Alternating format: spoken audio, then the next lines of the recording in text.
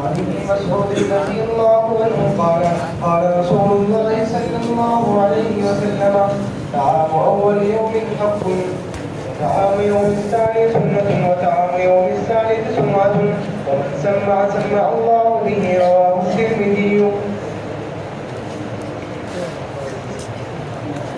بسم الله الرحمن الرحيم.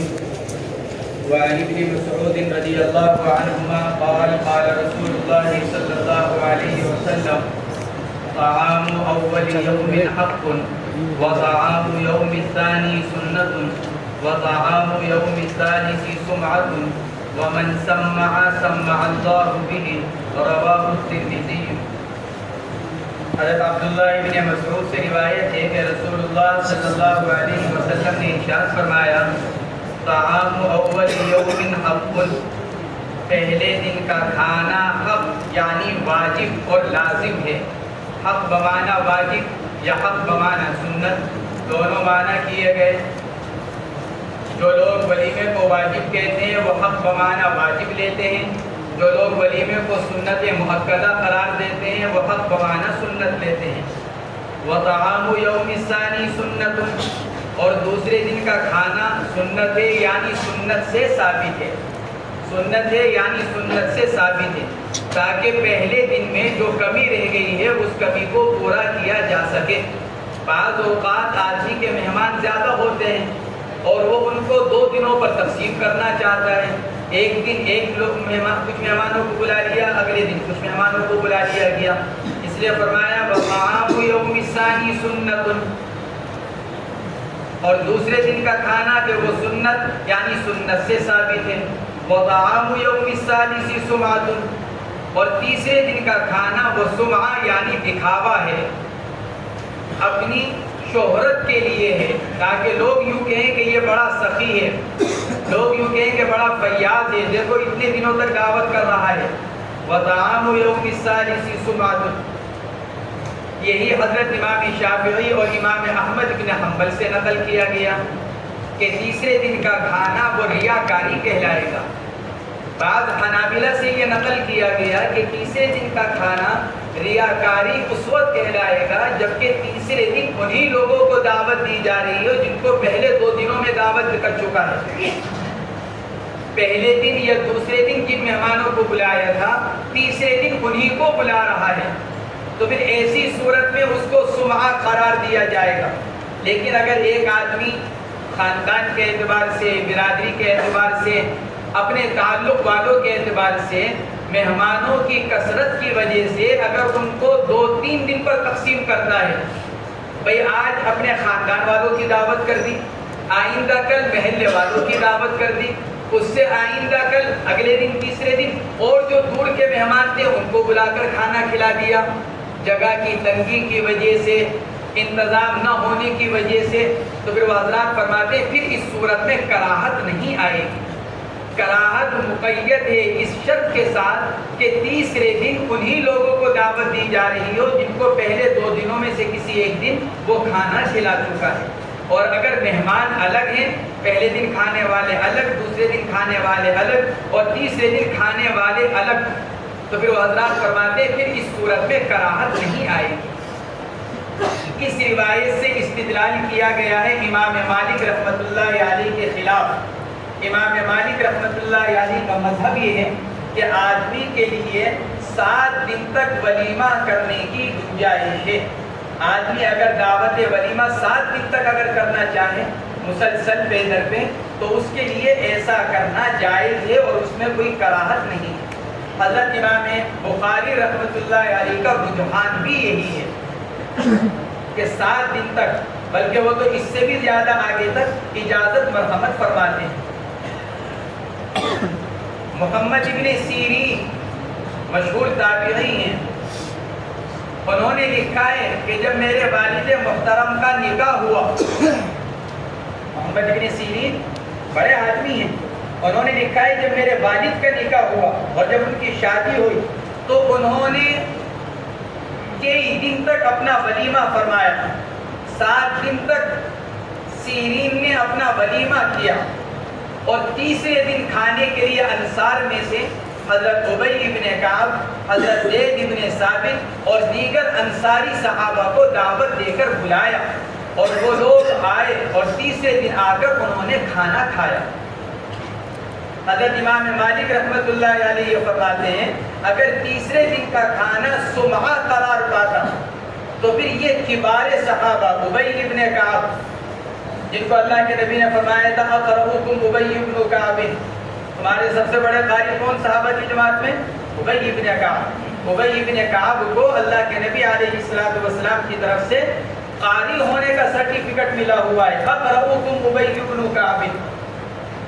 صحابہ سے فرمایا تھا کہ تمہارے میں سب سے بڑا قاری ابی بن کعب۔ نماز کے اندر جب ایک مرتبہ اللہ کے نبی علیہ الصلوۃ والسلام سے سہو ہوا، سورہ مومنون کی تلاوت کرتے ہوئے آیت چھوٹ گئی، تو آپ نے نماز کا سلام پھیرنے کے بعد اور کبار صحابہ کو نہیں پوچھا، حضرت ابو بکر، حضرت عمر، حضرت عثمان، حضرت علی، عبداللہ ابن مسعود، یہ سارے کبار صحابہ، آپ نے فرمایا افیکم ابی بن کعب، ارے بھائی کیا پیچھے مقتدیوں میں ابی بن کعب نہیں ہے؟ کھڑے ہوئے عرض کیا یا رسول اللہ موجود ہوں۔ آپ نے ارشاد فرمایا جب آیت چھٹی تو لقمہ کیوں نہیں دیا؟ عرض کیا یا رسول اللہ مجھے یہ خیال ہوا کہ ہو سکتا ہے اس کی تلاوت منسوخ ہو گئی ہو جو آپ نے نہیں پڑھی، کیا ناسخ منسوخ تو چل ہی رہا تھا، بہت سی آیات ایسی تھی جو نازل ہوئی پھر بعد میں ان کو منسوخ کر دیا گیا، تلاوت بھی منسوخ ہو گئی۔ جیسے حکم نازل ہوا تھا زنا کے بارے میں، الزانیۃ والزانی فرجموہما، تو یہ تو وہی جو غیر شادی شدہ، ایسی نازل ہوئی تھی الشیخ والشیخۃ اذا زنیا فرجموہما، بوڑھا مرد بوڑھی عورت یعنی شادی شدہ اگر زنا کر لے تو ان کو رجم کیا جائے، پھر اس کی تلاوت منسوخ ہو گئی، حکم باقی ہے لیکن تلاوت منسوخ ہو گئی۔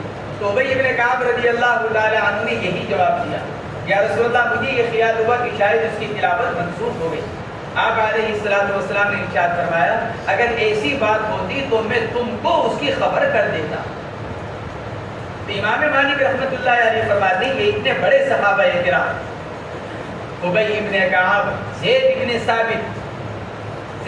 ثابت جن کے بارے میں اللہ کے نبی علیہ الصلوۃ والسلام نے فرمایا تھا تم میں سب سے زیادہ میراث کے مسائل کو جاننے والا کون؟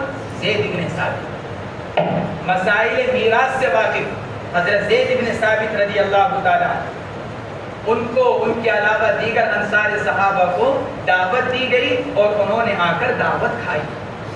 اس لیے امام مالک رحمۃ اللہ علیہ 7 دن تک ولیمے کے جواز کے قائل ہیں۔ ان کے خلاف اس حدیث سے استدلال کیا گیا وَطَعَامُ يَوْمِ الثَّالِثِ سُمْعَةٌ، تیسرے دن کا کھانا وہ سمعہ ہے، اسی لیے حضرات فقہاء کرام نے لکھا ہے کہ جب تیسرے دن کا کھانا سمعہ اور ریاکاری ہے تو پھر اس تیسرے دن کی دعوت کو قبول کرنا ایک قول پر مکروہ اور دوسرے قول پر حرام ہے۔ تیسرے دن کے کھانے کو قبول کرنا وَمَنْ سَمَّعَ سَمَّعَ اللَّهُ بِهِ، حضرات فقہاء کرام نے لکھا ہے یہ اس وقت ہے جبکہ بلا ضرورت ہو۔ وَطَعَامُ يَوْمِ الثَّالِثِ سُمْعَةٌ، یہ اس وقت ہے جبکہ بلا ضرورت، اگر کوئی ضرورت داری ہو، جیسے ابھی بتایا بعض حنابلہ یہ فرماتے ہیں کہ اگر تیسرے دن ان لوگوں کو دعوت دی جا رہی ہے جن کو پہلے 2 دنوں میں دعوت نہیں دی گئی تو پھر کراہت نہیں آئے۔ تو کہاں نے یہی لکھا ہے کہ یہ آدمی کی استطاعت پر ہے، اگر کسی کے تعلق والے بہت زیادہ ہیں، جیسے کوئی بڑا آدمی ہے، کوئی عہدے دار ہے، اب وہ یہ چاہتا ہے کہ میں اپنی رعایا کی دعوت کروں، اپنے متعلقین کی دعوت کروں، اور جگہ اتنی نہیں ہے کہ ایک ہی دن میں سب کو نمٹایا جا سکے، یا اتنا انتظام مشکل ہے لمبا چوڑا، تو پھر اس کو تقسیم کر کر دعوت کی جا سکتی۔ وَمَنْ سَمَّعَ سَمَّعَ اللَّهُ بِهِ، اور جو سنائے گا، وَمَنْ سَمَّعَ، اور جو سنائے گا، یعنی جو لوگوں کو محض ریاکاری کے طور پر دعوت کرے گا، اپنی شہرت کے لیے کرے گا، سمع، جو اپنی شہرت کے لیے کرے گا تاکہ لوگ اس کا تذکرہ کریں، سمع اللہ بہ، اللہ بھی اس کو رسوا کرے گا قیامت کے دن۔ سمع اللہ بھی، اللہ بھی اس کو مشہور کرے گا، کہیں کے ساتھ کہ یہ آدمی ریاکار اور جھوٹا ہے، بِأَنَّهُ مُرَائٍ وَكَذَّابٍ، اللہ جل جلالہ بھی اس کی شہرت فرمائیں گے، اس کے مرائی ہونے کی، ریاکار ہونے کی اور اس کے جھوٹا ہونے کی۔ اور بعض حضرات نے لکھا ہے کہ یہ دنیا ہی میں ہوگا، اللہ اس کو رسوا کریں گے، اور بعض حضرات نے لکھا ہے قیامت کے دن اس کو یہ رسوا کیا جائے گا۔ وَمَنْ سَمَّعَ سَمَّعَ اللَّهُ بِهِ۔ إكرمة عن ابن عباس رضي الله عنهما أن النبي صلى الله عليه وسلم نهى عن طعام المتباريين أن يؤكل أبو داود، وقال محيي السنة والصحيح أنه عن إكرمة عن النبي صلى الله عليه وسلم مرسلا۔ حضرت اکرمہ تابعی ہیں، عبداللہ ابن عباس رضی اللہ تعالیٰ عنہما سے نقل کرتے ہیں، حضور اکرم صلی اللہ علیہ وسلم نے منع فرمایا متبارئین، تسمیہ کا صیغہ، دکھاوا کرنے والے، وہ لوگ جو محض ایک دوسرے سے آگے بڑھنے کے لیے دعوت کر رہے ہیں، مقصود کوئی اللہ کے لیے دعوت کو کرنا نہیں یا ضرورت کی وجہ سے دعوت کو کرنا نہیں، بلکہ مقصود صرف ریاکاری، ایک دوسرے سے آگے بڑھنا، ایک دوسرے سے سبقت۔ اس نے یہ دعوت کی ہے، میں اس سے بڑھ کر کر دکھلاؤں گا، اس نے 500 لوگوں کو بلایا، میں 800 لوگوں کو بلاؤں گا۔ فرماتے ہیں کہ نہا ان طعام المتبارئین ان یؤکل، جو لوگ ایک دوسرے سے سبقت کرنے کے لیے دعوت کرنے والے ہیں، ان کا کھانا کھانے سے اللہ کے نبی نے منع فرمایا۔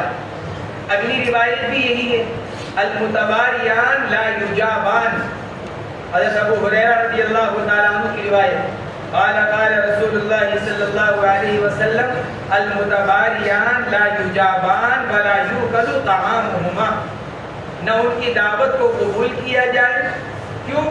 ان کی نیت کے فساد کی وجہ سے، ولا یؤکل طعامہما، نہ ان کا کھانا کھایا جائے، جب دعوت قبول نہیں کی جائے گی تو کھانا بھی نہیں کھانا ہوگا۔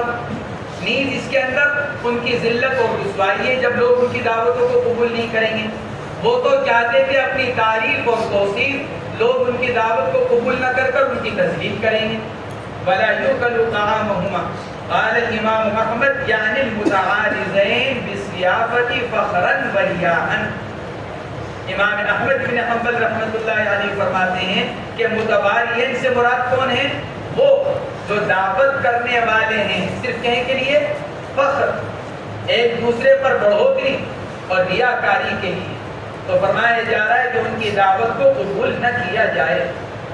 فرماتے ہیں رواہ ابو داؤد، اوپر کی روایت کو امام ابو داؤد نے نقل کیا عبداللہ ابن عباس کی۔ امام محی السنہ رحمۃ اللہ علیہ فرماتے ہیں صحیح ہے کہ یہ روایت عن اکرمہ عن النبی صلی اللہ علیہ وسلم، یعنی گویا کے درمیان میں عبداللہ ابن عباس کا واسطہ نہیں ہے جو صحابی ہیں، بلکہ تابعی براہ راست اللہ کے نبی سے نقل کرتے ہیں۔ اسی کو حدیث مرسل کہا جاتا ہے، ارسل یرسل، ارسال چھوڑ دینا، گویا کے درمیان میں سے تابعی نے صحابی کا واسطہ چھوڑ دیا، یہ حدیث مرسل کہلاتی ہے۔ مصنف فرماتے ہیں وقال محی السنہ، امام محی السنہ رحمۃ اللہ علیہ فرماتے ہیں کہ صحیح ہے کہ یہ روایت عن اکرمہ عن النبی صلی اللہ علیہ وسلم۔ علامہ منذری رحمۃ اللہ علیہ نے بھی اپنی کتاب الترغیب والترہیب میں اسی کو مرسل ہی نقل کیا ہے، یعنی عن اکرمہ عن النبی صلی اللہ علیہ وسلم، لیکن امام ابو داؤد نے اس کو متصلا نقل کیا ہے عن اکرمہ عن ابن عباس۔ امام حاکم رحمۃ اللہ علیہ نے بھی اس کو متصلا ہی نقل کیا ہے سند متصل کے ساتھ، اور امام ذہبی رحمۃ اللہ علیہ جنہوں نے امام حاکم کی روایات کی تخریج اور تصحیح کر رکھی ہے، انہوں نے بھی اس بات کو برقرار رکھا کہ یہ روایت عن اکرمہ عن ابن عباس عن النبی صلی اللہ علیہ وسلم ہی ہے۔ اگلی روایت، ان دو روایتوں سے معلوم ہوا کہ اگر دعوت کے بارے میں یہ پتہ چل جائے کہ فلاں آدمی کی جو نیت ہے دعوت کرنے سے وہ کیا ہے، صرف ریاکاری، فخر، اپنی فیاضی دکھلانا، تو پھر ایسے کی دعوت کو قبول نہ کیا جائے۔ ایک مرتبہ حضرت عمر فاروق حضرت عثمان غنی رضی اللہ تعالیٰ عنہ ایک دعوت میں شریک ہوئے۔ دعوت سے واپسی میں حضرت عمر فاروق رضی اللہ تعالیٰ عنہ نے حضرت عثمان غنی رضی اللہ تعالیٰ عنہ سے فرمایا کاش کہ ہم اس دعوت میں شریک نہ ہوتے، ہم یہ کھانا نہ کھاتے۔ حضرت عثمان رضی اللہ تعالیٰ عنہ نے عرض کیا کیوں؟ فرمایا اس لیے کہ اس نے وہ کھانا ریاکاری کے طور پر کھلایا، اگر یہ پہلے سے پتہ چل جاتا تو ہم اس کے کھانے میں شرکت نہ کرتے۔ اسی کو اللہ کے نبی علیہ السلام ارشاد فرما رہے ہیں جو دو آدمی ریاکاری کے طور پر ایک دوسرے پر فخر کے لیے کھانے کھلائیں یا دعوت دیں تو ان کی دعوت کو قبول نہ کیا جائے۔ یہ اس لیے لے کر آئے کیونکہ ماقبل کی روایات سے معلوم ہوتا ہے کہ ہر دعوت کا قبول کرنا مستحب ہے، ولیمے کی دعوت کا قبول کرنا واجب یا سنت مؤکدہ، اور ولیمے کی دعوت کے علاوہ بقیہ دعوتوں کو قبول کرنا مستحب۔ تو اس لیے ان روایتوں کو لے کر آئے کہ اجابت دعوت کا استحباب کا حکم اس وقت ہے جبکہ اس کے معارض کوئی چیز موجود نہ ہو، اور اگر اس کے معارض کوئی چیز موجود ہے جیسے داعی کی نیت کا فساد، تو پھر ایسی صورت میں اجابت دعوت کا استحباب ختم ہو جائے گا اور دعوت کا قبول کرنے کی ممانعت آ جائے گی۔ وعن عمران بن حسين رضي الله عنهما قال نهى رسول الله صلى الله عليه وسلم عن إجابة دعوى الفاسقين. وعن أبي هريرة رضي الله عنه قال قال النبي صلى الله عليه وسلم إذا دخل أحدكم على أخيه المسلم فليأكل من طعامه ولا يسأل ويشرب من شرابه ولا يسأل. روى الأحاديث الثلاثة البيهقي في شعب الإيمان وقال هذا إن صح لأن الظاهر أن المسلم لا يطعمه ولا يسقيه إلا ما هو حلال عنده. حضرت عمران ابن حسین رضی اللہ تعالی عنہ کی روایت، اس کو مصنف علیہ الرحمن نے نقل کیا۔ حضرت عمران ابن حسین رضی اللہ تعالی عنہ خیبر کے سال میں اسلام قبول کیا۔ حضرت عمران ابن حسین نے جو جنگ خیبر کا جو سال ہے اسی سال میں ایمان قبول کیا، اور پھر اس کے بعد حضور پاک علیہ السلام کے ساتھ دیگر غزوات میں شریک رہے۔ حضرت عمر رضی اللہ تعالیٰ عنہ نے اپنے دور خلافت میں ان کو بصرہ بھیجا تھا تاکہ اہل بصرہ کو دین سکھائیں، علم، تاکہ ان کو تعلیم دیں۔ تعلیم دینے کے لیے حضرت عمران ابن حسین رضی اللہ تعالیٰ عنہ کو بھیجا تھا۔ فضلاء صحابہ میں سے ہیں حضرت عمران ابن حسین رضی اللہ تعالیٰ عنہ۔ حضرت عبداللہ ابن عامر نے اپنے زمانے میں ان کو بصرہ کا قاضی بنا کر رکھا۔ حضرت عمران ابن حسین کو عبداللہ ابن عامر نے بصرہ کا قاضی بنایا ان کو، اور یہ وہاں پر بہت عرصے تک قاضی رہے، پھر استعفیٰ دے دیا، کچھ دن رہے پھر استعفیٰ دے دیا کہ میں اس عہدے کو برقرار نہیں رکھنا چاہتا۔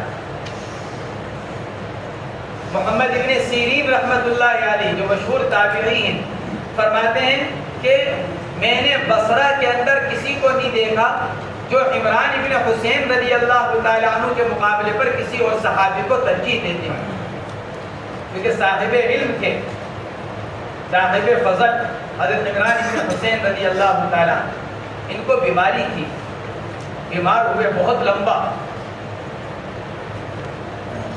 خود فرماتے ہیں کہ میری بیماری بہت لمبی ہو گئی، لیکن اس بیماری کا اپنا مزہ تھا۔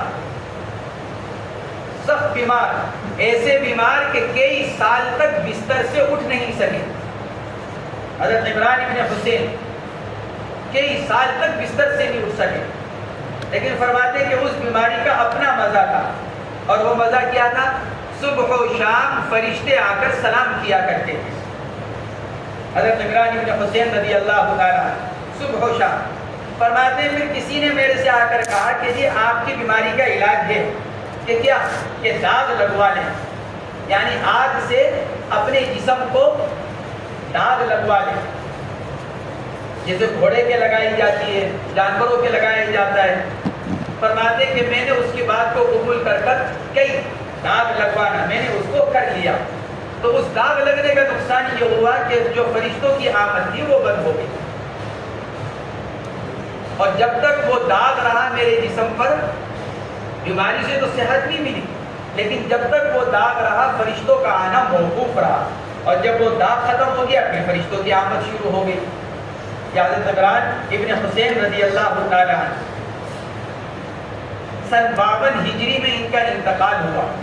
حضرت عمران ابن حسین رضی اللہ تعالیٰ عنہ کا،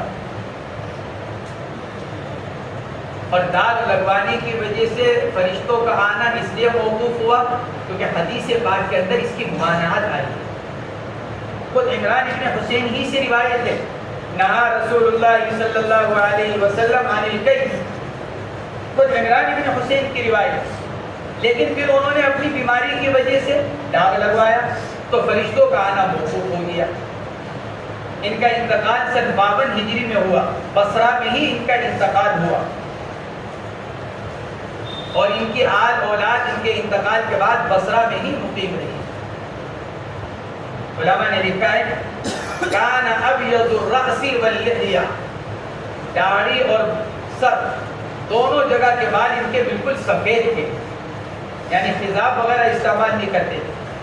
تو عمران ابن حسین رضی اللہ تعالیٰ عنہ کی روایت، رسول اللہ صلی اللہ علیہ وسلم نے منع فرمایا فاسق کی دعوت کے قبول کرنے سے، عن اجابت طعام الفاسقین۔ کیوں؟ اس لیے کہ فاسق کے فسق کا اثر اس کے کھانے میں آئے گا، داعی کا اثر اس کی دعوت پہ ضرور آئے گا۔ یہ لازمی چیز ہے کہ داعی کا اثر اس کی دعوت میں ہوتا ہے، کیونکہ وہ جو کھانا کھلا رہا ہے تو فاسق لا محالہ حرام آمدنی سے کھلائے گا، فاسق حرام آمدنی سے کھلائے گا، کم سے کم مشتبہ سے کھلائے گا، تو جو کھانا پیٹ میں جا رہا ہے وہ تو اثر کرے گا۔ نیک لوگوں کا کھانا وہ بھی اثر کرتا ہے اور برے لوگوں کا کھانا وہ بھی اثر کرتا ہے۔ حضرت امام مالک اور حضرت امام شافعی رحمہ اللہ کا واقعہ مشہور ہے، امام احمد، یہ امام مالک بہرحال دوسرے امام شافعی ہیں، ہم ذہن سے نکل گئے، استحضار نہیں، دعوت کی تھی۔ حضرت امام شافعی رحمۃ اللہ علیہ کے گھر پہنچے تھے ان کو استاد محترم، اور کھانا کھلایا، ان کے شاگرد کھانا کھلایا، ان کے لیے رات میں انتظام کیا، بہترین کھانا کھلایا، اور پھر رات بھر میں رات کے لیے، صبح کی تہجد کے لیے، نماز کے لیے لوٹا بھر کر رکھا پانی کا۔ حضرت امام کی بیٹیوں نے، صبح ہو گئی، چلے گئے، نماز پڑھ کر آئے، ادھر بیٹیوں نے شکایت کی کہ ابا جان آپ تو کہہ رہے تھے بہت بڑا امام آ رہا ہے ہمارے گھر، آپ تو اتنے دن سے کہہ رہے تھے کہ بہت بڑا امام ہمارے گھر آ رہے ہیں مہمان بن کر، کیسے امام اتنا سارا تو کھانا کھایا انہوں نے، رات جتنا بھیجا تھا سارا چڑھ کر گئے، کچھ بھی نہیں چھوڑا، اور پھر رات میں اٹھ کر تہجد بھی نہیں پڑھی، پانی کا لوٹا ایسے ہی رکھا ہوا ہے، اٹھ کر مسجد چلے گئے، اذان کے بعد تو اٹھے تھے، اذان کے بعد اٹھ کر مسجد چلے گئے، تہجد بھی نہیں پڑھی۔ امام شافعی کو بھی خیال ہوا، شاگرد تھے، ان سے عرض ارشاد فرمایا، انہوں نے جواب میں فرمایا کہ حضرت بات یہ ہے کہ جب میں رات کھانا کھانے کے لیے بیٹھا تو میرے نفس نے یوں کہا کہ اس سے زیادہ حلال کھانا تجھے پوری زندگی میں نہیں ملے گا، اس لیے جتنا کھا سکتا ہے کھا، چاہے اس کے بعد 3 دن فاقہ کر لینا۔ یہ کہا میرے نفس نے مجھ سے کہ جتنا کھا سکتا ہے کھا، چاہے اس کے بعد 3 دن کا فاقہ کر لے۔ اس لیے حضرت میں نے پیٹ بھر کر خواہش سے زیادہ کھانا کھایا، اور چونکہ واقعات حلال کا کھانا تھا اس لیے حضرت ساری رات جاگتا رہا، قرآن پاک کی آیات، احادیث نبویہ ذہن میں، دماغ میں گھومتی رہی، میں نے پوری رات میں سینکڑوں مسائل قرآن و حدیث سے مستخرج کیے، ان کا استخراج، استدلال، ساری رات جاگ کر، اور جب میں ساری رات سویا ہی نہیں تو مجھے وضو کی ضرورت پیش نہیں آئی، آخر رات میں اٹھ کر تہجد پڑھی، پھر آپ کے ساتھ فجر کی نماز کے لیے چلا گیا۔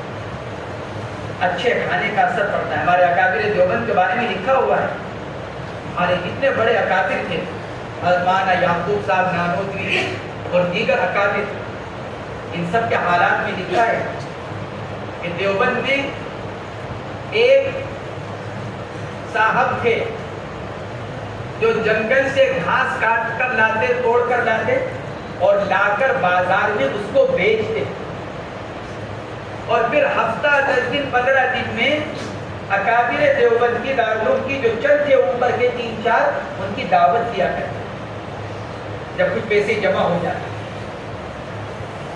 لکھا ہے ان لوگوں کے حالات میں وہ یوں فرمایا کرتے تھے، وہ اکابر دارالعلوم یوں فرمایا کرتے تھے، ہمیں پورے ہفتے اس آدمی کی دعوت کا انتظار رہتا ہے، اس لیے کہ اس کے کھانے سے جو نور بنتا تھا دل کے اندر وہ اپنی عبادت سے بھی نہیں بنتا تھا۔ وہ جو لاتا تھا گھاس کاٹ کر پھر اس کو بیچتا تھا، پھر اس کے بعد ایک ایک پیسہ جمع کر کر دعوت کے بغیر جب جمع ہو جاتا، جب وہ دعوت کرتا تو اس کی وہ کمائی اور وہ کھانا اتنا حلال کا ہوتا کہ وہ پیٹ میں جا کر وہ دل میں نور پیدا کرتا۔ عبادات کے اندر خود فرماتے ہیں حضرت یعقوب صاحب نے، عبادات کے اندر شوق پیدا ہو جاتا، رغبت پیدا ہو جاتی، مزہ آنے لگتا ہمیں اس کی دعوت کھانے کے بعد عبادت کرنے کے اندر۔ تو جب ایک طرف اچھے لوگوں کا کھانا اثر ڈال سکتا ہے اور ڈالتا ہے تو دوسری طرف برے لوگوں کا کھانا بھی اثر ڈالتا ہے۔ اس لیے حضور پاک علیہ السلام نے فاسق کی دعوت قبول کرنے سے منع فرمایا۔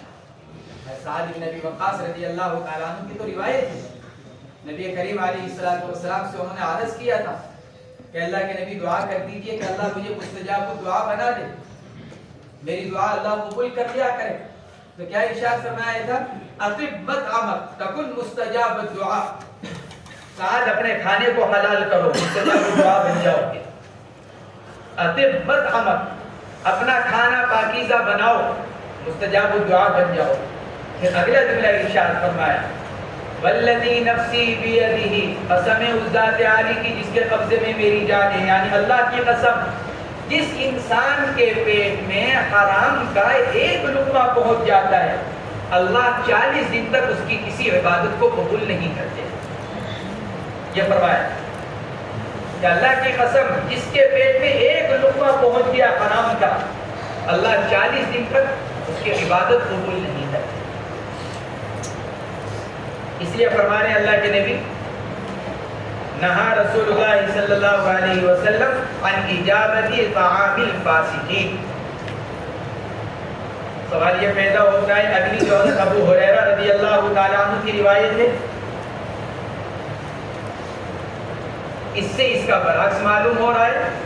اس میں یہ فرمایا جا رہا ہے جب کوئی تمہاری دعوت کرے تو اس کی تحقیق کرنے کی ضرورت نہیں کہ حلال کھلا رہا ہے کہ حرام، بلکہ دعوت کو قبول کر کر آدمی کو کھا لینا چاہیے، کے خلاف ہوئی۔ عن ابی ہریرہ رضی اللہ عنہ قال النبی صلی اللہ علیہ وسلم اذا دخل احدكم على اخيه المسلم فليأكل من طعامه ولا يسأل ويشرب من شرابه ولا يسأل۔ جب تم میں سے کوئی اپنے مسلمان بھائی کے پاس جائے اور وہ کھانا کھلائے تو کھا لے، فليأكل، چاہیے کہ کھا لے اس کا کھانا اور یہ نہ پوچھے کہ حلال یا حرام۔ کچھ پلائے تو پی لے، دودھ پلا رہا ہے، شربت پلا رہا ہے تو پی لے، یہ نہ پوچھے کہ حلال ہے کہ حرام۔ اس کی آمدنی کی تحقیق کے بارے میں نہ پڑھے، یہ تحقیق کرتا پھرے کہ پہلے کہ میں کھاؤں کہ نہ کھاؤں، حلال ہے کہ حرام ہے۔ تو دونوں روایتوں تو ایک دوسرے سے متعارض ہوں۔ اوپر کی روایت میں فرمایا جا رہا ہے فاسق کی دعوت کو قبول کرنے سے منع فرمایا، اگلی روایت میں فرمایا جا رہا ہے کہ جو دعوت کرنے کے لیے آ رہا ہے اس کی تحقیق نہ کرے بلکہ جا کر اس کا کھانا کھا لے۔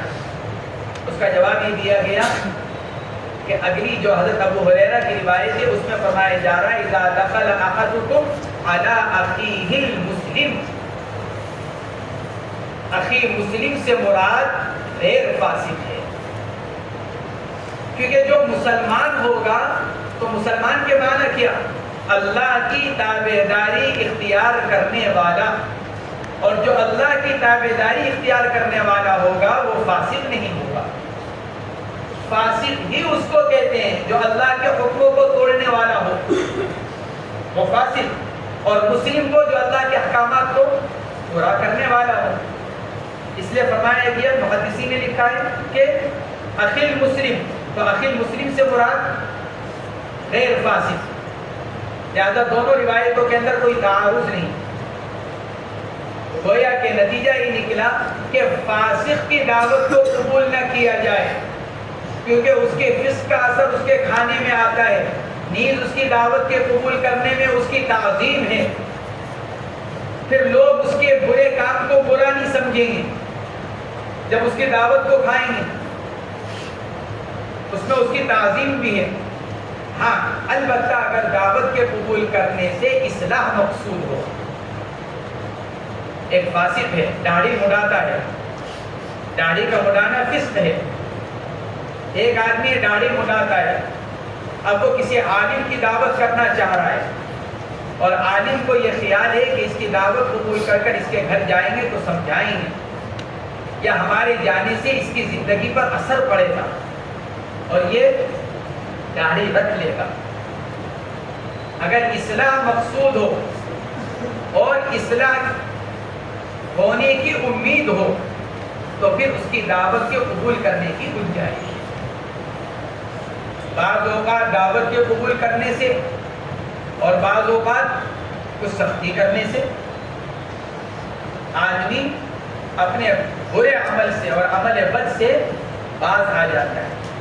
ہمارے پیر صاحب حضرت مولانا محمد طلحہ صاحب رحمۃ اللہ علیہ، وہ بہت سخت داڑھی کے معاملے میں، کوئی کتنا ہی بڑا آدمی آ جائے اگر داڑھی مٹی ہوئی ہے،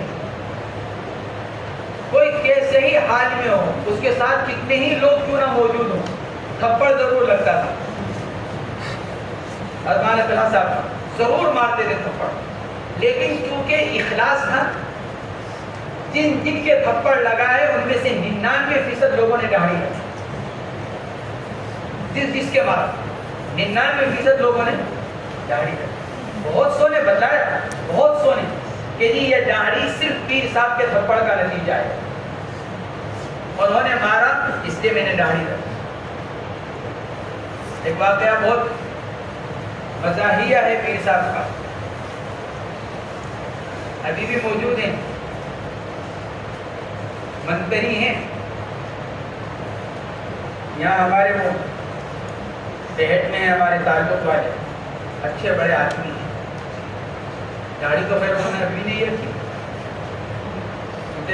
سیاسی آدمی، بڑے آدمی، مایہ وتی کے دور کا زمانہ کا واقعہ ہے جب وہ وزیر اعلیٰ تھی، ان کی وزارت میں ہمارے نسیم الدین صدیقی صاحب کا بہت اونچا درجہ تھا، بہت بڑے آدمی تھے وہ پورے صوبہ یو پی کے اعتبار سے۔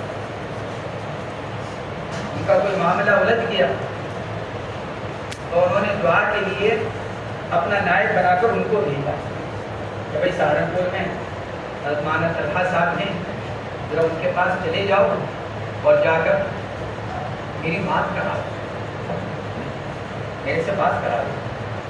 وہ لکھنؤ میں تھے، خود انہوں نے واقعہ سنا ہے، جو درمیان کے آدمی اور بہت مزہ لے کر سناتے ہیں وہ اپنا یہ واقعہ، کہتے ہیں کہ سیاسی آدمی ہیں، وہ بھی بڑے آدمی ہیں، وہ اپنی گاڑی سے پولیس 50 آدمی اور ان کے ادھر آدھر جسے ہوا کرتے ہیں، اور دیکھا کہ اندر مولانا طلحہ صاحب بیٹھے ہوئے پیر صاحب، تو انہوں نے فون نکالا، فون ملایا نسیم الدین صدیقی صاحب کو کہ جی میں پیر صاحب کے دروازے پر پہنچ گیا، میں اندر جا رہا ہوں اور میں آپ کا بات کرا دوں گا۔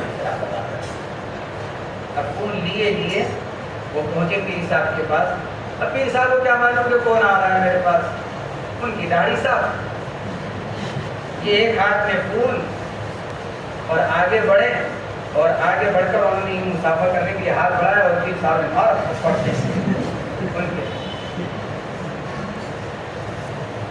مسلمان اور شکل بنا رکھی ہے یہود و نصارہ والی، کیا نام تمہارا؟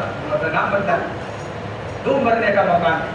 اب ادھر سے پیر صاحب ڈانٹ رہے ہیں بیٹھے ہوئے، ادھر سے کوئی پر نسیم الدین صدیقی صاحب ہلو ہلو کر رہے ہیں دوسری طرف سے، تو خود کہتے ہیں میں نے فون کان سے رکھا، تو بڑے آدمی اور وہ بھی ناراض ہو جائے، میں نے اسی طرح پٹتے پٹتے میں نے فون کان سے لگایا اور میں نے ان سے کہا اجی تھوڑی دیر میں بات کروں گا کہ تمہیں پٹ رہا ہوں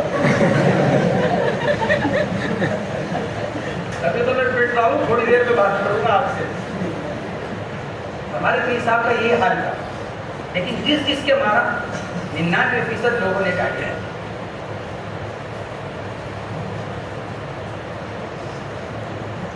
تو نہا رسول اللہ صلی اللہ علیہ وسلم عن اجابت طعام الفاسقین.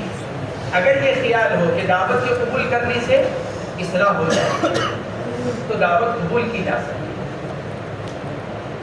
عیسائی برادری ہے، یہ تھوڑی کسی کی بات کو برداشت کرتی ہے. عیسائی برادری جو ہے اس لیے کہ ان کا مزاج سخت ہو جاتا ہے جانور کاٹتے کاٹتے. روزانہ خون بہاتے ہیں، روزانہ خون بہتا ہوا دیکھتے ہیں، جانور گراتے ہیں اپنے سے زیادہ طاقتور، اس لیے جوش رہتا ہے. مولانا طلحہ صاحب رحمۃ اللہ علیہ کچے گھر کا خود جانور کاٹا کرتے تھے، چھری خود چلاتے تھے، بڑے جانور کو بھینس پر خود چلاتے تھے. عیسائی آیا، اس نے جانور گرایا، 2-3 اچھے کٹے کٹے لوگ کو، اور جانور گرایا. پیر صاحب کے ہاتھ میں چھری تھی، کہ حضرت بسم اللہ. مولانا طلحہ صاحب چھری چلا رہے اور چھری چل نہیں رہی ہے، دھار تیز نہیں ہوگی. خود مولانا طلحہ صاحب کا ہاتھ بھی بڑی عمر ہو گئی تھی، کمزوری. اب وہ جب چھری چلائی اور نہیں چلی تو پھر اس کو تو لیا بائیں ہاتھ میں، اور ادھر جو وہ قصائی تھا اس کو سیدھے ہاتھ سے مارنا شروع کیا. الٹے ہاتھ سے چاقو چلا رہے، سیدھے ہاتھ سے اس کو مار رہے تھے. مزدور کم سے کم چاقو تو تیز کر لے کر آتا. اب جانور بھی نہیں کٹ رہا ہے. 2-3 منٹ تک یہی صورت حال ہے. پھر اس کے بعد جا کر وہ جانور کٹا ہوا، لیکن وہ خاموشی کے ساتھ پٹتا رہا. عیسائی خاموشی کے ساتھ پٹتا رہا. آدمی لوگوں نے جب اس سے کہا، اس نے جو کہا کہ میں حضرت کا ہر غصہ اپنے لیے برکت سمجھ کر برداشت کرتا رہا. تو اور تو کچھ ہے نہیں، چلو ایک اللہ والے کی بات برداشت کر لی جائے، شاید یہی زندگی کے بدلنے کا ذریعہ بن جائے. اگر آدمی اخلاص کے ساتھ کوئی کام کرتا ہے تو پھر دوسروں کو ناگوار نہیں کرتا اور دوسرے برداشت کرتے. اس لیے اگر فاسق کی دعوت کے قبول کرنے سے اسلام ممکن ہو اور اس کی امید ہو تو پھر فاسق کی دعوت کو قبول بھی کیا جا سکتا ہے. چلو اذا دخل احدكم على اخيه المسلم، جب داخل ہو تم میں سے کوئی اپنے مسلمان بھائی پر یعنی اس کی دعوت پر، تو چاہیے کہ اس کا کھانا کھا لے اور یہ نہ پوچھے کہ حلال یا حرام. کہ کیوں؟ اس لیے کہ اس میں اس کو ایذا پہنچے. ایسے ہی ولا یشرب من شرابہ ولا یسر، یہ جب ہے جب داعی کے کمائی کی حرمت بالکل ظاہر نہ ہو. اگر ہمیں پہلے سے معلوم ہے کہ داعی کی کمائی حرام ہے یا داعی دعوت جو کر رہا ہے وہ ریاکاری اور فخر کے طور پر کر رہا ہے، تو پھر اس کی دعوت کو قبول نہیں کیا جائے گا، جیسے اوپر گزر گیا. روى الاحادیث الثلاثہ البیہقی فی شعب الایمان، فرماتے ہیں اوپر کی جو تینوں روایتیں ہیں حضرت ابو ہریرہ کی، پھر عمران ابن حسین کی، پھر تیسری روایت بھی حضرت ابو ہریرہ کی. فرماتے ہیں ان تینوں روایتوں کو امام بیہقی رحمۃ اللہ علیہ نے شعب الایمان میں نقل کیا، اور پھر آگے یہ فرمایا انصح ھذا انصح، ھذا کا مشار الیہ یہ تیسری روایت. اذا ذکر احدکم علی اخیہ المسلم، ھذا کا مشار الیہ صرف یہی روایت ہے. فرماتے ہیں کہ اگر یہ روایت صحیح ہے سند کے اعتبار سے تو اس کی وجہ یہ ہے کہ یہ بات ظاہر ہے کہ جو مسلمان ہوگا وہ حلال مال ہی کھلائے گا. لأن الظاہر ان المسلم لا يطعمه الا من حلال، کہ جو مسلمان ہوگا وہ دوسرے کو کیا کھلائے گا؟ حلال سے ہی کھلائے گا. جب مسلمان ہے اور اس کی آمدنی ظاہر میں حرام اور مشتبہ نہیں ہے تو پھر کیا کرے؟ پھر آدمی اپنے داعی کے بارے میں تحقیق میں نہ پڑے، ورنہ اس کی یہ تحقیق اس کے داعی کے ایذا کا سبب بنے، اور ایذائے مسلم حرام ہے. اس لیے مصنف فرما رہے ہیں کہ امام بیہقی رحمۃ اللہ علیہ فرماتے تھے کہ ان صح فلأن الظاہر ان المسلم لا يطعمه ولا يسقيه الا ما هو حلال عنده. الأول عن ابن عباس أن رسول الله صلى الله عليه وسلم قبض عن 9 نسوة وكان يقسم منهن ب8 متفق عليه. وعن عائشة أن سودة لما كبرت قالت يا رسول الله قد جعلت يومي منك لعائشة، فكان رسول الله صلى الله عليه وسلم يقسم لعائشة يومين، يومها ويوم سودة، متفق عليه. باب القسم. قسم قسم یقسم کا مصدر بمعنی تقسیم کرنا، بانٹنا. دوسرا لفظ آتا ہے قسم قاف کے کسرے کے ساتھ، جس کے معنی آتے ہیں حصے کے، نصیب، حصہ. اور تیسرا لفظ آتا ہے قسم قاف اور سین کا فتحہ بمعنی حلف، یمین یعنی قسم کھانا، جس کو اردو میں کہتے ہیں قسم کھانا. تو قسم قاف اور سین کے فتحے کے ساتھ بمعنی یمین یعنی قسم کھانا. یہ تینوں لفظ آتے ہیں. چونکہ نکاح کے بعد شوہر کے اوپر عورت کے حقوق واجب ہوتے ہیں، انہیں حقوق میں سے ایک حق کیا ہے؟ عورت کی ضرورتوں کو پورا کرنا. اور اگر کسی مرد کے نکاح میں ایک سے زیادہ عورت ہیں تو ان کے درمیان انصاف کرنا. یہ واجبات میں سے ہے کہ ایک سے زیادہ بیویوں کے درمیان انصاف. جتنا وقت ایک بیوی کے پاس گزارا جا رہا ہے اتنا ہی وقت دوسری بیوی کے پاس گزارا جائے. اس باب کے اندر اسی کو بیان فرما رہے ہیں. باب القسمی، یہ باب ہے تقسیم یعنی مساوات کے بیان میں. بیویوں کے درمیان مساوات، بیویوں کے درمیان برابری. کس اعتبار سے؟ بیتوتت یعنی رات گزارنے کے اعتبار سے، نفقہ کسوہ سکنا کے اعتبار سے، بشرطے کہ بیویاں مال و دولت کے اعتبار سے برابر ہوں. اگر بیویوں میں ہی فرق ہے، ایک بیوی بیچاری غریب خاندان کی ہے، دوسری بیوی کروڑ پتی خاندان کی ہے، تو وہاں تو کھانے پینے میں خود بخود فرق ہو جائے گا. ہم ایک ایسی عورت سے نکاح کر لائے ہیں جس کے گھر میں عام طور سے دال روٹی بنتی ہے، ہفتے میں 1-2 مرتبہ گوشت بن جاتا ہے. اور دوسرا نکاح ایسی عورت سے ہوا ہے جس کے گھر میں روزانہ بکرا اور مرغا بنتا ہے. لا محالہ دونوں کے خرچے میں فرق ہوگا.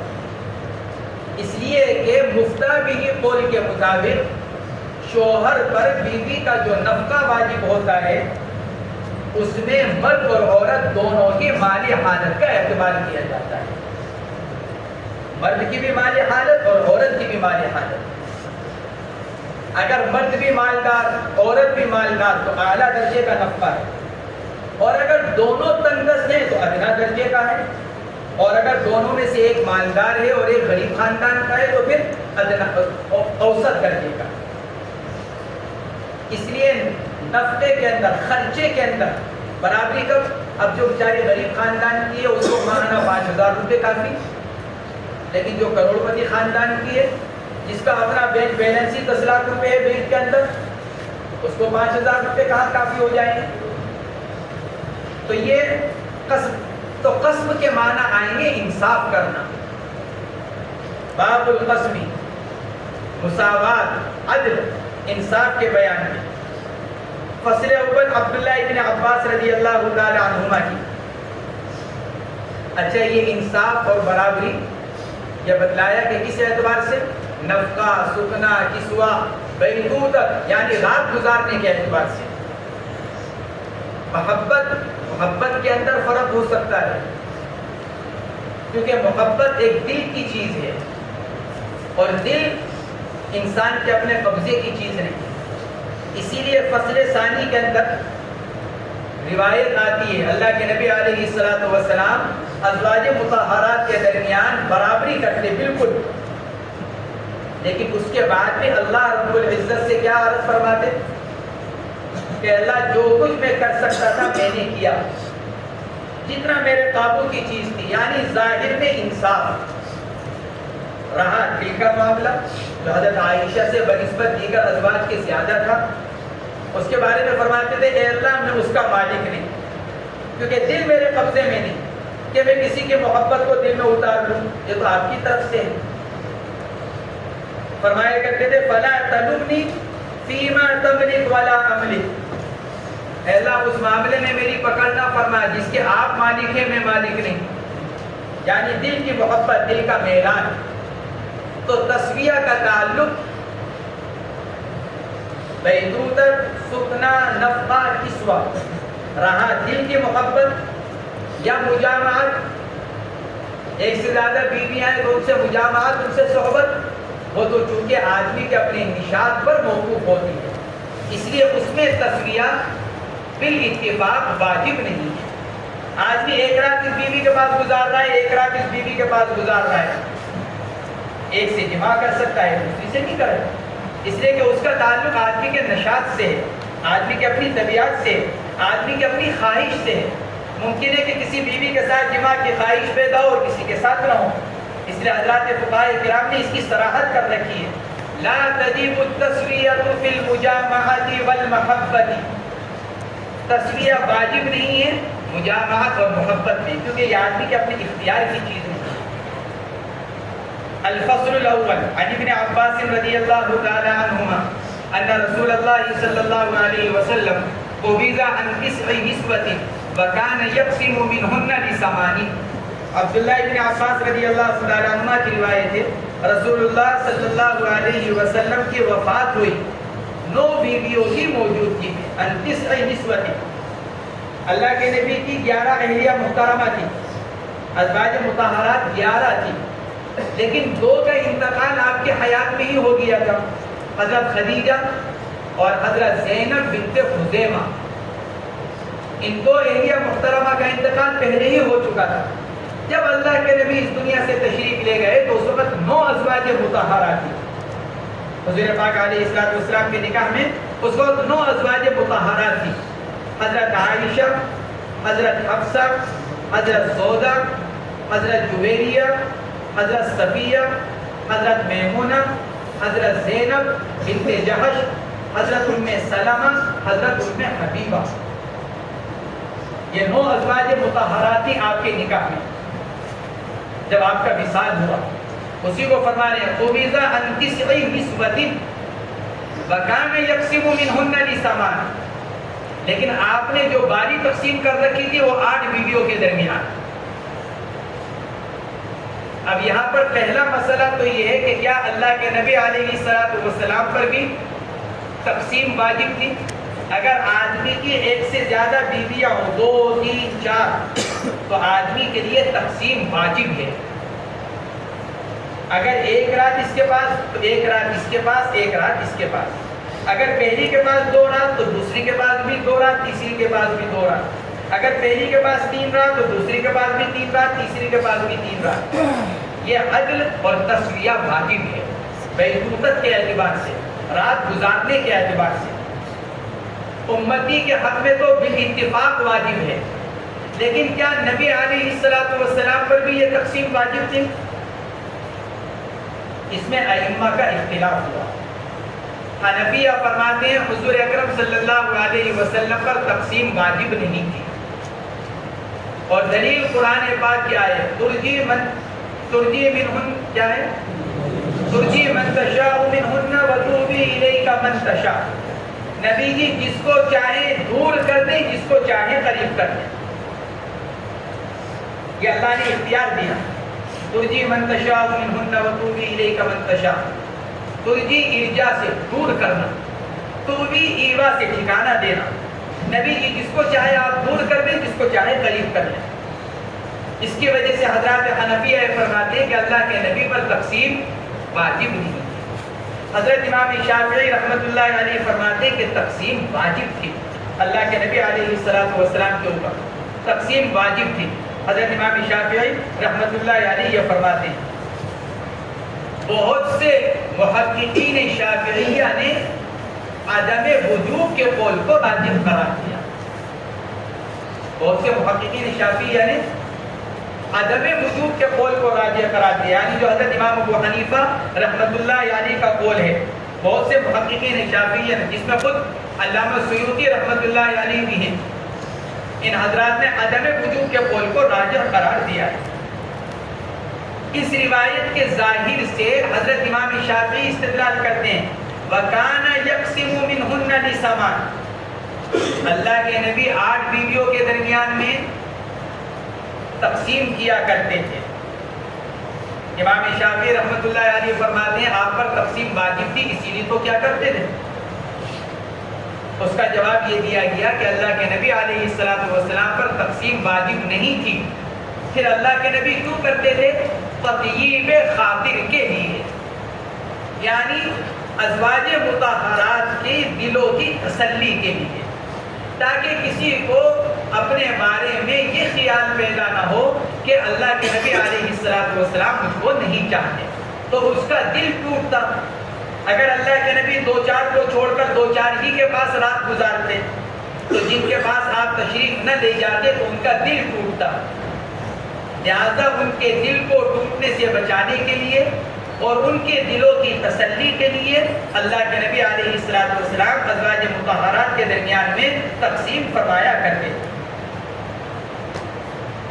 وَكَانَ يَقْسِمُ مِنْهُنَّ لِسَمَانٍ، امام شافعی فرماتے ہیں وَكَانَ يَقْسِمُ وُجُوبًا، اور حضرات حنفیہ فرماتے ہیں كَانَ يَقْسِمُ اسْتِحْبَابًا، اللہ کے نبی تقسیم کو کرتے تھے، شافعیہ فرماتے ہیں وجوبًا اور حنفیہ فرماتے ہیں استحباب۔ آپ پر یہ تقسیم واجب نہیں تھی، صرف تطیب خاطر کے لیے اللہ کے نبی علیہ السلام یہ تقسیم فرمایا کرتے تھے۔ وَكَانَ يَقْسِمُ مِنْهُنَّ لِسَمَانٍ متفق علیہ، تو 9 میں سے 8 کا دل لگایا کرتے تھے، ایک کا کیوں نہیں لگاتے تھے؟ اور وہ کون تھی؟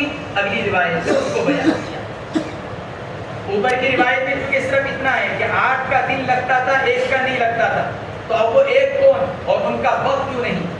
فرماتے ہیں حضرت عائشہ رضی اللہ تعالی عنہ کی روایت ان سودہ رضی اللہ عنہا لما کبیرت قالت یا رسول اللہ قد جعلت یومی منک لعائشہ، کبیرہ یکبر باب سمیع یسمع سے عمر رسیدہ ہو جانا، یعنی عمر کے اعتبار سے بڑا ہو جانا، اور کبر یکبر باب کرم یکرم سے اس کے معنی بھی بڑے ہونے کے ہیں لیکن مرتبے کے اعتبار سے بڑا ہونا، علم کے اعتبار سے بڑا ہونا، یہ آتا ہے باب کرم یکرم سے، دونوں کے اندر بڑے ہونے کے معنی پائے جاتے ہیں، کبورہ کبیرہ دونوں کے اندر بڑے ہونے کے معنی پائے جاتے ہیں، لیکن باب کبیرہ یکبر سمع یسمع سے عمر میں بڑا ہونا، یعنی عمر کے اعتبار سے بڑا ہو جانا، اور باب کروما یکرم سے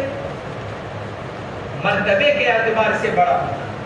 فرماتے لما کبیرت، جب سودا عمر دراز ہو گئی، حضرت سودا بنت زمعہ رضی اللہ تعالی عنہ، حضور پاک علیہ السلام نے حضرت خدیجہ کے انتقال کے بعد ان سے نکاح کیا،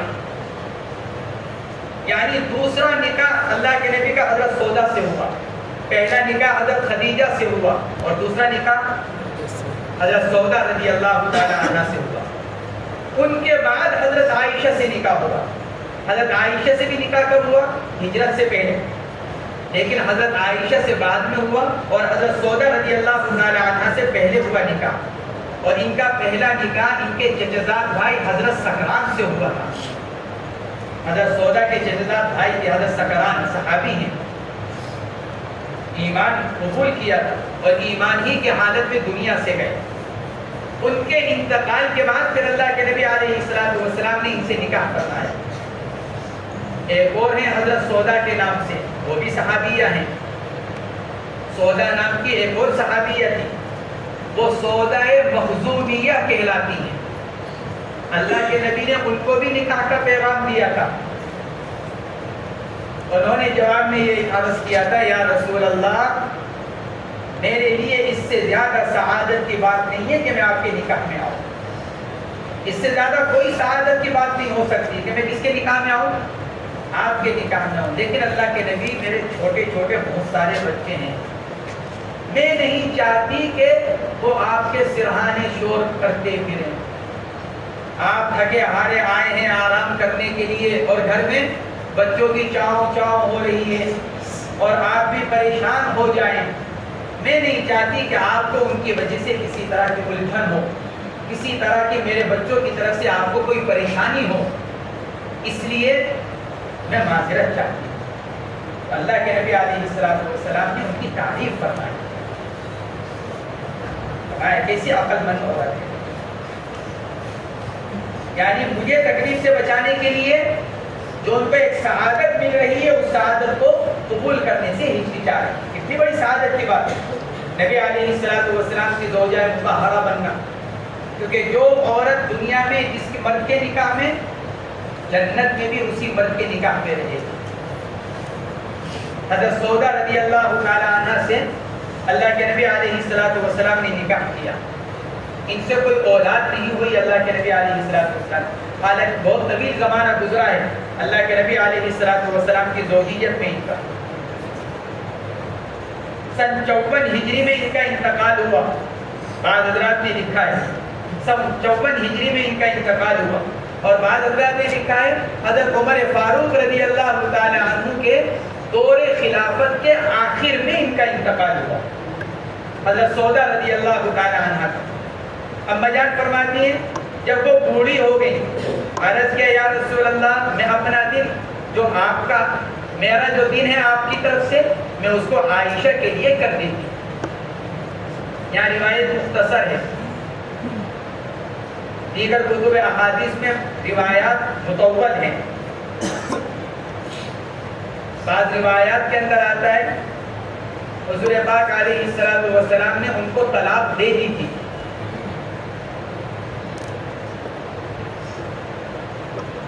طلاق دیے جانے کے بعد اللہ کے نبی علیہ السلام سے ایک مرتبہ انہوں نے درخواست کی, یا رسول اللہ آپ جانتے ہیں ابھی اس عمر کو پہنچ گئی ہوں کہ مجھے مرد کی ضرورت نہیں.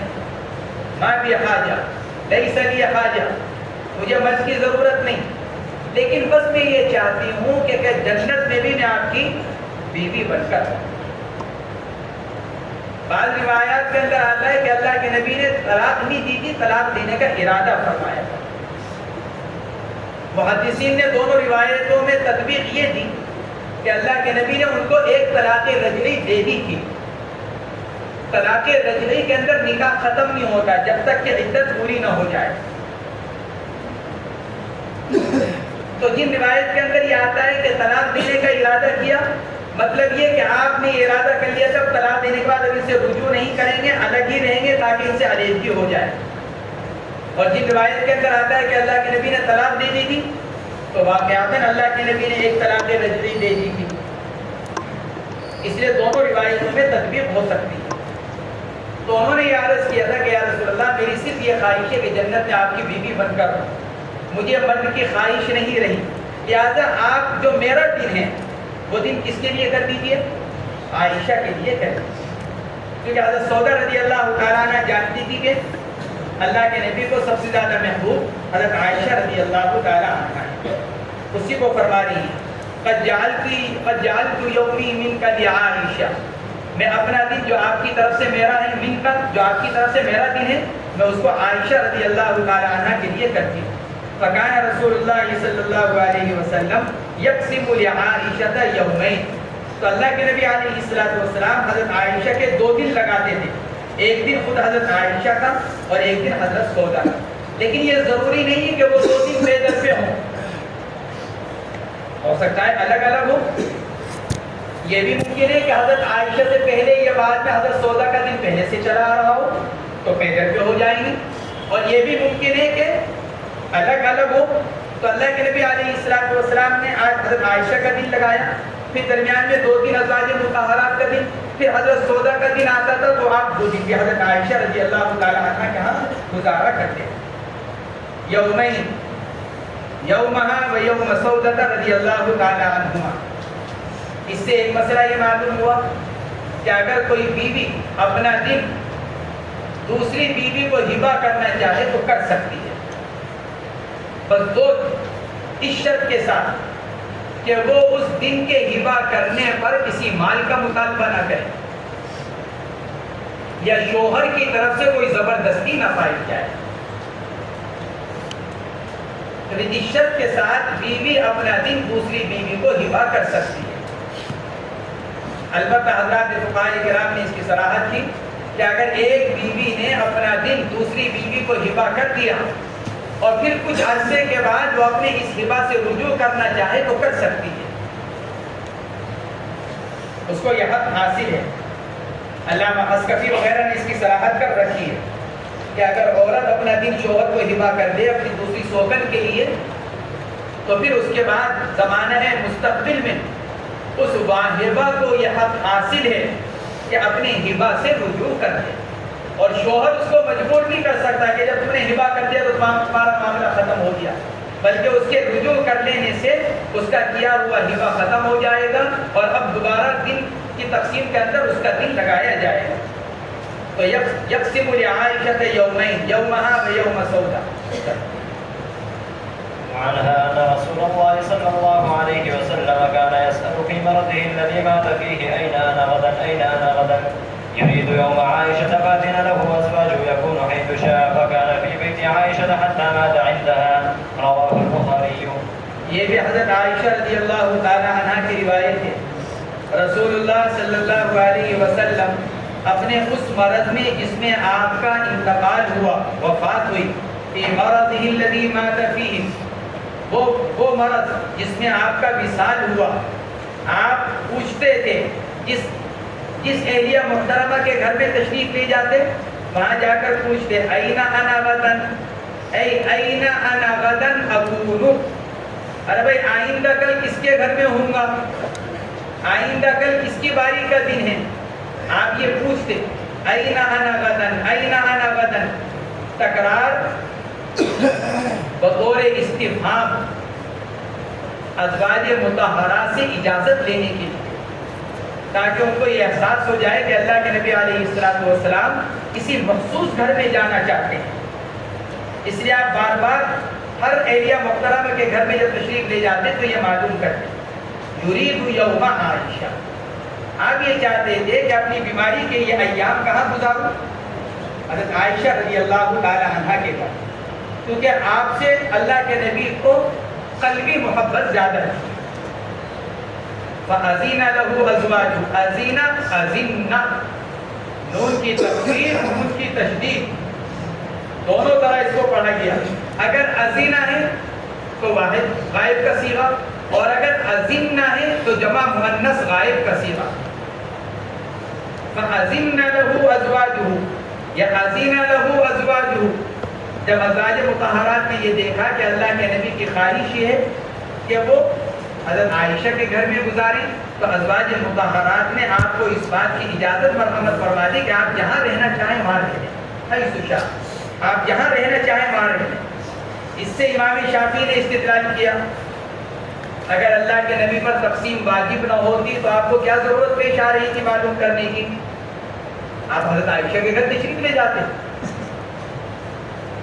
اللہ کے نبی علیہ السلام کے اوپر اگر تقسیم واجب نہ ہوتی تو آپ کو یہ استفہام کی ضرورت نہیں تھی، بلکہ آپ کیا کرتے، آپ حضرت عائشہ کے گھر میں تشریف لے جاتے اور وہاں جا کر اپنے بیماری کے ایام پورے فرما لیتے۔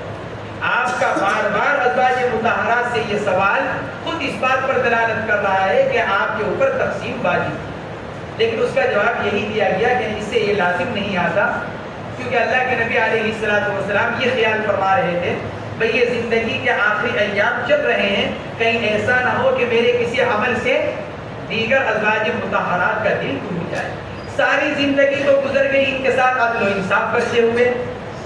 اللہ کے نبی علیہ السلام نے اپنی پوری زندگی انصاف کے ساتھ گزاری ازواج مطہرات کے درمیان، اور اب آخر وقت میں ان کا دل ٹوٹ جائے، اللہ کے نبی نے اس کو پسند نہیں فرمایا۔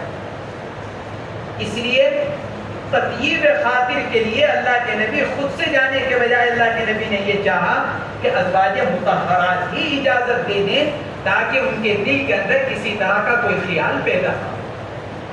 تو فَأَذِنَ لَهُ أَزْوَاجُهُ يَكُونُ حَيْثُ شَاءَ فَكَانَ فِي بَيْتِ عَائِشَةَ حَتَّى مَاتَ عِندَهَا، تو پھر اللہ کے نبی علیہ السلام حضرت عائشہ کے گھر میں تشریف لے گئے، یہاں تک کہ وہیں آپ کی وفات ہوئی، حتی مات عندہا۔ بخاری شریف کی روایت میں تھوڑی تفصیل ہے۔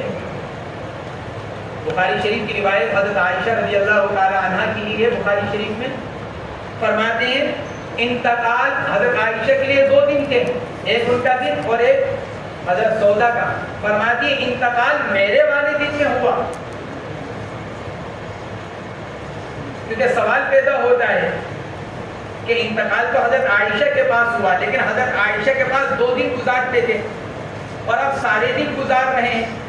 تو جب سارے دن گزار رہے ہیں تو کون سی اہلیہ محترمہ کے دن والے میں انتقال ہوا؟ کس اہلیہ محترمہ کا دن تھا جس دن اللہ کے نبی کا انتقال ہوا؟ تو عائشہ رضی اللہ تعالیٰ عنہ فرماتی ہیں میرے باری والے دن انتقال ہوا، جو تقسیم میں میرا دن ہوتا تھا اسی دن میں اللہ کے نبی کا انتقال ہوا۔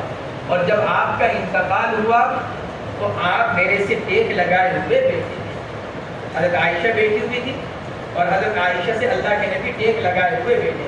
فرماتی ہے حضرت عائشہ اللہ کے نبی علیہ السلام کا سر مبارک یہاں میرے گلے کے قریب تھا، یہاں آپ کا سر مبارک تھا، اور آخر وقت میں میرا تھوک اور اللہ کے نبی کا تھوک آپس میں مل گیا تھا۔ کس معنی کے اعتبار سے؟ آخر حیات میں بالکل اللہ کے نبی نے مسواک مگائی کرنے کے لیے، اندازہ لگاؤ مسواک کتنی اہم چیز ہوگی۔ اللہ کے نبی دنیا سے تشریف لے جا رہے ہیں، فرمایا کہ مسواک لاؤ۔ مسواک آئی تو مسواک ذرا سخت ہو رہی تھی، کرنے کے اعتبار سے سخت ہو رہی تھی۔ آپ نے اس کو منہ میں لے کر چبانا چاہا، نرم کرنا چاہا، تو کمزوری کی وجہ سے آپ اس کو کر نہیں سکے۔ آپ نے حضرت عائشہ کو دیکھا تو حضرت عائشہ فرماتی ہے میں سمجھ گئی کہ اللہ کے نبی یہ چاہتے ہیں کہ میں اس کو ذرا نرم کر دوں، تو میں نے اللہ کے نبی کے ہاتھ سے مسواک کو لیا، پانی میں بھگویا، منہ میں رکھ کر ذرا سا اس کو چبایا۔ تو جب چبایا تو بھوک لگا کہ نہیں لگا؟ جب چبایا اس کو چبا کر پھر میں نے وہ اللہ کے نبی کو دی، تو اللہ کے نبی نے لے کر اس کو اپنے دانتوں پر ڈالا۔ اسی کو فرماتی ہے وَخَالَطَ رِيقُهُ بِرِيقِي، اللہ کے نبی کا لعاب میرے لعاب سے ملا۔ یہ حضور پاک علیہ السلام کے وصال کا وقت اما جان حضرت عائشہ رضی اللہ تعالی عنہ فرماتی ہیں۔ فرماتی ہے فَكَانَ فِي بَيْتِ عَائِشَةَ رضی اللہ عنہ حَتَّى مَاتَ عِندَهَا، رواہ البخاری، بخاری شریف کی روایت۔ وعنها قالت كان رسول الله صلى الله عليه وسلم إذا أراد سفرا أقرع بين نسائه فأيتهن خرج سهمها خرج بها معه، متفق عليه۔ اس میں ایک مسئلہ بیان کیا گیا، اگر آدمی کی ایک سے زیادہ بیویاں ہوں تو ان کے درمیان میں تسویہ واجب ہے، برابری واجب ہے۔ حضرات فقہاء کرام کا اس پر تو اتفاق ہے، حالت حضر میں تسویہ واجب ہے، برابری۔ حالت حضر یعنی حالت اقامت، جب گھر میں ہو تو یہ تسویہ واجب ہے، لیکن اگر شوہر سفر میں جا رہا ہو تو اب سفر میں جاتے ہوئے اپنی کسی بھی بیوی کو لے جا سکتا ہے، یا وہاں پر قرآن اندازی کر کر پھر جس کا نام نکلے اس کو لے جائے گا۔ اب آدمی کی 2 بیویاں ہیں، 3 ہیں، 4 ہیں، اب ایک آدمی 3 دن کے لیے، 1 ہفتے کے لیے، 10 دن کے لیے، 1 مہینے کے لیے سفر میں جا رہا ہے، تو کون سی بیوی کو لے کر جائے؟ دونوں تینوں کو لے جانا تو مشکل ہے، ایک کو لے جانا چاہ رہا ہے تو کس کو لے کر جائے؟ حدیث پاک کے اندر تو یہ فرمایا گیا کہ رسول اللہ صلی اللہ علیہ وسلم جب سفر کا ارادہ فرماتے تو ازواج مطہرات کے درمیان قرآن نازل فرماتے، اقرع بین نسائہ فأیتہن خرج سہمها خرج بها معه، جتنی بیویاں ہیں اتنے پرچے بنا لیے جائیں اور ایک پرچے پر سفر لکھ دیا جائے، جتنی بیویاں ہیں اتنی پرچیاں، اور ایک سب پرچیوں پر حضر لکھا ہوا ہو، ایک پرچی پر سفر۔ اب وہ کسی برتن میں ڈال دیا جائے اور کسی ایک بیوی سے یا کسی تیسرے آدمی سے، کسی بچے سے، فقہاء نے لکھا ہے کسی بچے سے کیا کرے کہ بیٹا بیویوں کو بٹھا لیا، اب کسی بچے کو بلایا کہ ذرا یہاں آؤ، برتن میں سے ہمیں ایک پرچی نکال کر دے دو۔ اب جس کے نام کی، کیونکہ نام لکھا ہوا ہے، اب جس کے نام کی پرچی نکل آئی سفر کی، اب اسی کو اپنے ساتھ لے جائے۔ یا بیویوں سے کہہ دیا بھئی اس میں 4 پرچیاں ہیں، 4 بیویاں ہیں، چاروں ایک ایک اٹھا لو۔ اب جب چاروں نے اٹھایا تو جس کے پاس سفر کی پرچی نکلی ہے اس کو اپنے ساتھ لے جائے۔ حضور پاک علیہ السلام قرعہ اندازی فرمایا کرتے تھے۔ شافعیہ تو فرماتے ہیں کہ قرعہ اندازی واجب اللہ کے نبی پر، کیوں؟ کیونکہ تقسیم واجب۔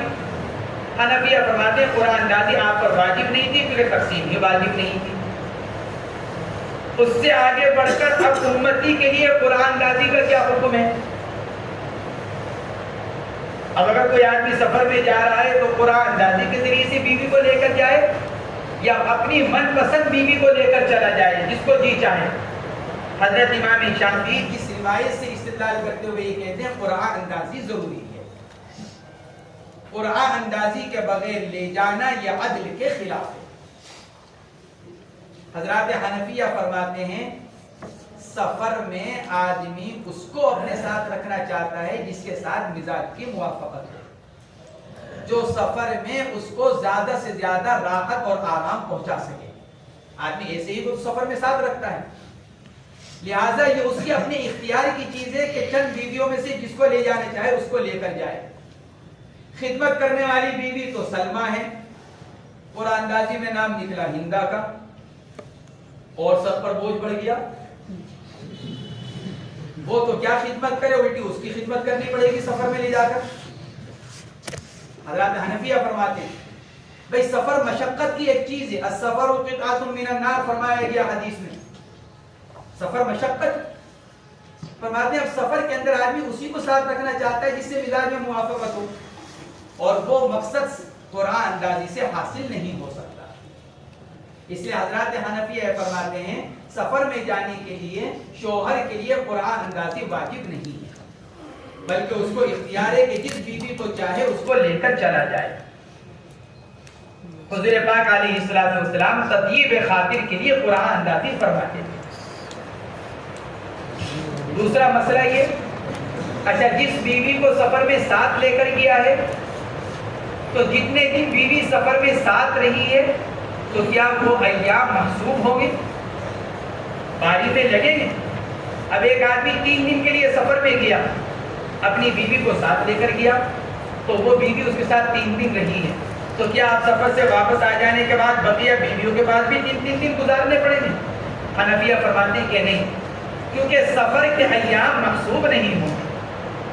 حضرت امام شافعی وغیرہ یہ فرماتے ہیں اگر قرعہ اندازی کر کر لے کر گیا ہے پھر تو وہ ایام شمار نہیں ہوں گے، لیکن اگر بغیر قرعہ اندازی کے اپنی پسند سے بیوی کو لے کر گیا ہے تو پھر وہ ایام شمار ہوں گے، اور جتنے دن اس بیوی کے ساتھ سفر میں لگا کر آ رہا ہے بقیہ بیویوں کے پاس بھی اتنے ہی دن گزارنا ضروری ہوگا۔